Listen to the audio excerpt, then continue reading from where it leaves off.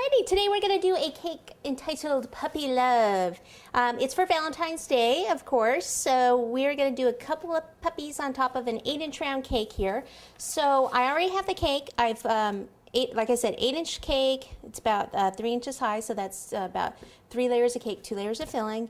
You can either cover it in buttercream or rolled fondant, okay? Doesn't matter, it can work with either.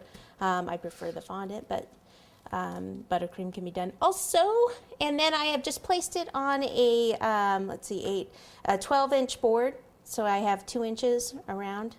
Okay, so it's 8-inch cake, 12-inch board, covered in black forest foil. Okay, and that's already attached.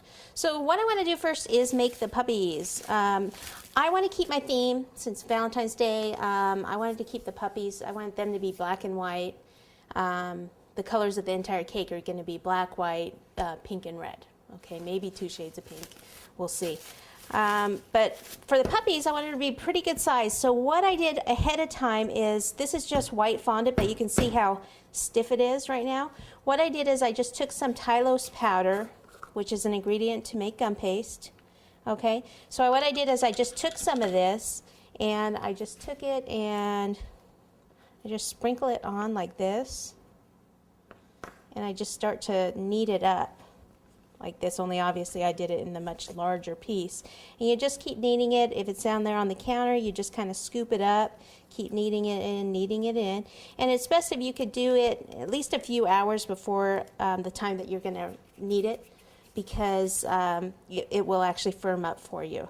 Even if you can do it the day before, that would be great, because it'll completely firm up. Okay, so then I could just knead this piece in with this. You can see how firm this is already. Like I said, we need it to be firm because they're going to be kind of a large size puppy. And if I just did the fondant by itself, then it would be just too soft, and they would just kind of just sink down on us, which they may end up sinking a little bit. You could use all gum paste if you wanted to. I kind of prefer this method just because it's a little easier to work with. Okay, so what we need to do is start with a body. So we'll just pull some of this off.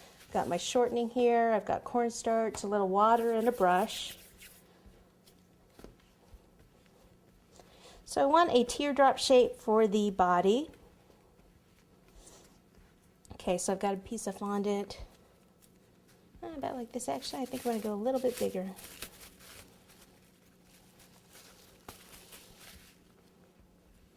If you went with a smaller cake, you could just make smaller puppies. Okay, so what I need to do is roll this into a ball. And it's kind of big, so it's a little harder to do in my hands. I usually do it in my hands, like this.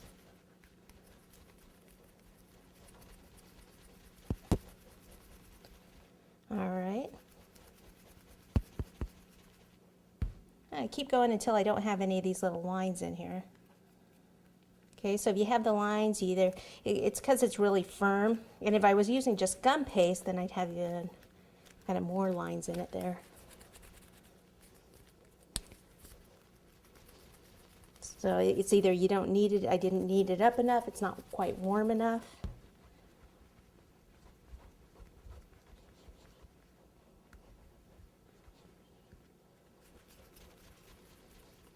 All right, so see, that's quite a bit of kneading that I did there, quite a bit of rolling.